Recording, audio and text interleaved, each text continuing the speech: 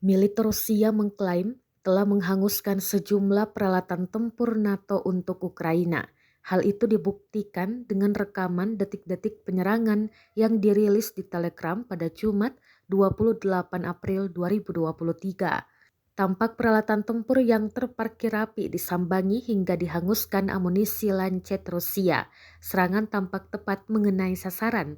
Dalam keterangan unggahan disebutkan Lancet terus menghancurkan peralatan militer NATO dan Ukraina secara besar-besaran. Rekaman pertama memperlihatkan kekalahan senjata self-propelled Amerika M109.